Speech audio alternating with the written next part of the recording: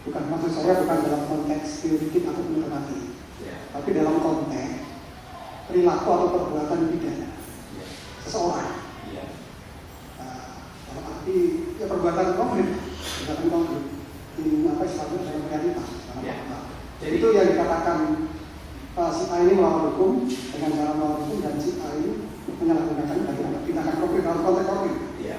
Jadi kalau yang melawan hukum sebenarnya dari awalnya di sini Pak. Jadi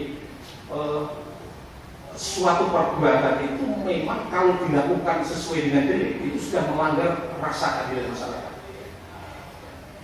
Sedangkan kalau penyalahgunaan wewenang itu sesungguhnya dia kalau dia menggunakan sesuai dengan wewenangnya tidak melanggar hukum, tidak melawan hukum.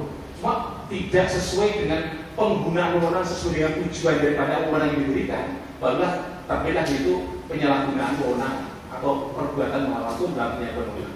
Kalau yang satu tadi adalah sesungguhnya dengan membuktikan unsur itu sudah pembuktian namanya melawan hukum.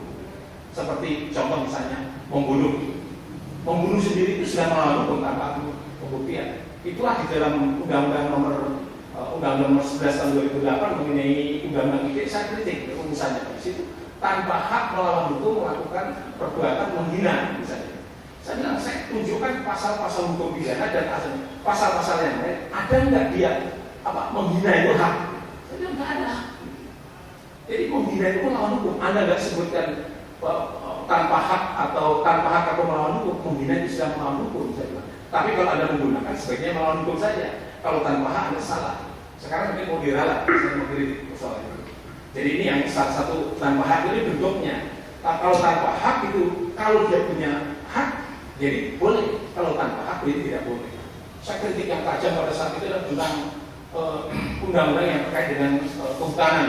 Sama untuk menjelaskan ini, kenapa kehutanan yang semula dia adalah mencuri kayu di hutan, kenapa kok diganti jadi illegal logging? Saya jelaskan ini filsafat maknanya apa. Kalau pencurian itu lebih jahat daripada illegal logging. Kalau illegal lawan katanya legal, gitu. Bedanya adalah administrasi. Maka hutan semakin rusak, bukan semakin walaupun berat hukumnya sekalipun. Karena lawan katanya sebelahnya itu legal dan ilegal. Ini urusan izin saja. Dalam kasus konkret demikian, undang-undang mengatakan si A tertulis di dalam suatu undang-undang dilarang melakukan A, tidak diperkenankan melakukan B. Nah, kemudian dalam peristiwa konkretnya dia melakukan, itu masuk dalam kategori melawan hukum atau menyalahgunakan? Ya, kalau itu bisa menyalahgunakan. Kalau itu orang punya kewenangan, bahwa kewenanganmu hanya untuk A, tapi ada menggunakannya untuk B, itu menyalahgunakan kewenangan. Tapi itu harus dalam konteks administrasi, bisa penyalahgunaan dalam konteks administrasi.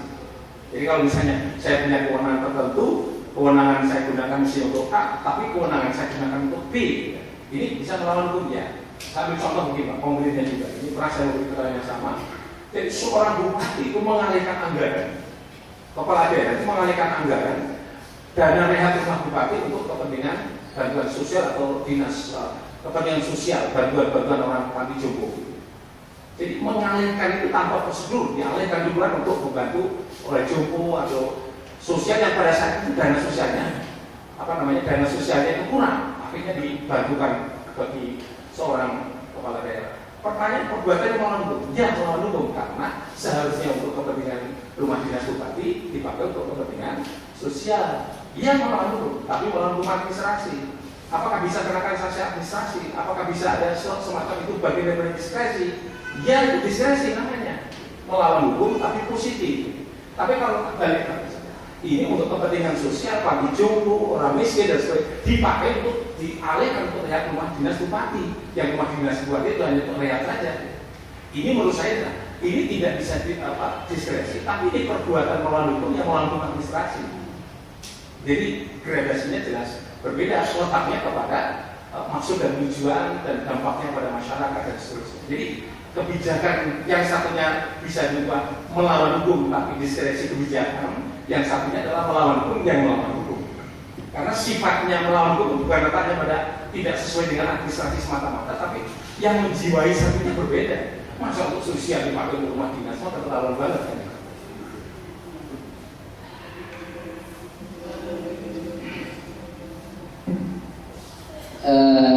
Dari penasihat hukum masih diberi kesempatan Dan sebagaimana yang dijelaskan tadi, koridor kita sampai jam 6 ya. Ya, sedikit yang mulia. Mohon izin kami agak sedikit ya mengenai tadi masih masalah itu ya. Ini ada sekian, kita katakan 100 kwitansi. 100 kwitansi dengan pernyataan masing-masing, saya tidak terima, tanda tangan saya tidak pernah, seperti itu yang masing-masing lah. Ada yang bervariasi, tapi di antara tidak terima, tidak tanda tangan, oh bukan tanda tangan saya, atau semacam itu, semua itu ada kwitansi yang dinyatakan oleh masing-masing orang. Kalau saya memahami, maaf saya juga baca bukunya. Jangan itu langsung itu, jangan pahami itu nanti disampaikan kepada ahli. Baik, jadi dalam hal ini, ketika ada bukti-bukti yang seperti ini menyangkut uang negara, apakah kemudian langsung bisa dibebankan kepada siapa yang menerbitkan kwitansi itu?